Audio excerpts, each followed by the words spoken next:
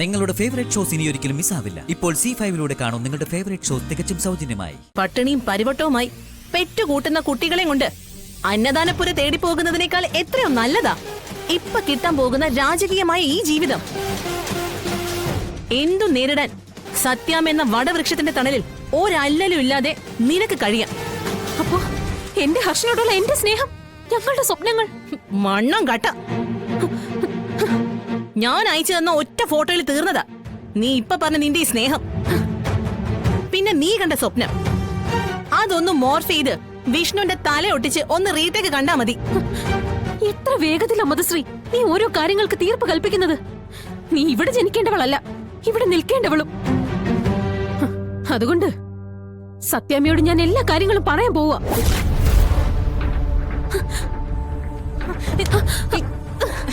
കാർത്തികേ, ദേ നീ ആന മണ്ടത്തരൊന്നും കാണിക്കരുത്. ഇതെല്ലാം സത്യം അറിഞ്ഞ എന്നെ ചിലപ്പോ ആ വീട്ടിൽ നിന്ന് പുറത്താക്കിയേക്കാം.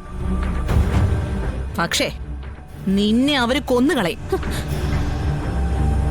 മറ്റൊരുത്തനെ മനസ്സിൽ വെച്ചുകൊണ്ട് അവരുടെ ചെക്കനെ ഇട്ട് വട്ട് കളിപ്പിച്ചത് അവര് സഹിക്കത്തില്ല. എന്ത് വേണമെങ്കിലും ചെയ്യട്ടെ. ഞാനിവിടെ കാട്ടിക്കൂട്ടിയ കോപ്രായത്തിന് അല്ലെങ്കിൽ ഒരു ശിക്ഷ എനിക്ക് വേണ്ടതാ. അതോടെ എല്ലാം തീരുമല്ലോ. എനിക്ക് എന്റെ ഹർഷന്റെ കൂടെ സമാധാനമായിട്ട് പോവാം. ഇവൾ ഒരുമ്പെട്ട് ഇറങ്ങിയിരിക്കുകയാണല്ലോ. ട്രാക്ക് ഒന്ന് മാറ്റി പിടിച്ചു നോക്കാം. ഇനി വൈകിയേ പറ്റില്ല. ഞാൻ ഇപ്പൊ തന്നെ പറയാൻ പോവാ. കാർത്തിക, ഞാൻ പറയുന്നതൊന്ന് കേൾക്ക്. ദേ ഇപ്പൊ കാര്യങ്ങളൊക്കെ അറിയിക്കുന്നത് അപകടമാ. ആദ്യം ഈ കല്യാണം നടക്കട്ടെ. ഇത്ര ആളെയും വിളിച്ചുകൂട്ടി കല്യാണം നടക്കാതിരുന്ന വലിയൊരു ദുരന്തമാ ഇവിടെ പിന്നെ ഉണ്ടാവുക. കല്യാണം കഴിഞ്ഞെന്ന് വെച്ച് ഹർഷനെ ഉപേക്ഷിക്കണമെന്നൊന്നും ഞാൻ പറയില്ല. വിഷ്ണു ശാലിനെ സ്വപ്നം കണ്ടുകൊണ്ട് ജീവിതകാലം മുഴുവൻ നിത്യ ബ്രഹ്മചാരിയായി ഇരിക്കത്തേ ഉള്ളൂ.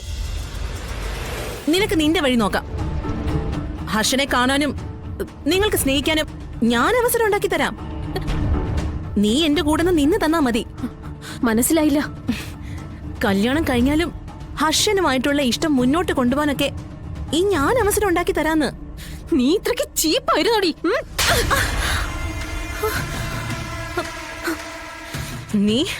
നീ എന്നെ അടിച്ചു അല്ലേ? നിന്നെ അടിക്കല്ല വേണ്ടത്, കൊല്ലടി വേണ്ടത്. നിന്നെ പോലുള്ളവളൊക്കെ ജീവിച്ചിരിക്കുന്നത് സ്ത്രീ വർഗത്തിന് തന്നെ മാനക്കേടാ. നിന്നെ ഇനി ഇവിടെ നിർത്താൻ പറ്റില്ല. നിന്നെ കുറിച്ചുള്ള സകല വിവരങ്ങളും ഇപ്പൊ തന്നെ ഞാൻ സത്യാമ്മയെ അറിയിക്കും.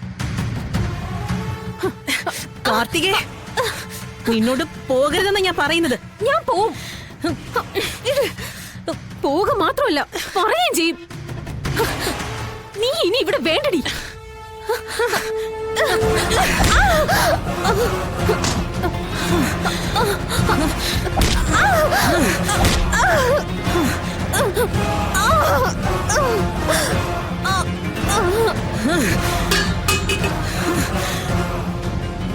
ഞാൻ വേണ്ടാന്ന് വെക്കുമ്പോ ഇവള് കിടന്നങ്ങ് മൂക്കുവാ.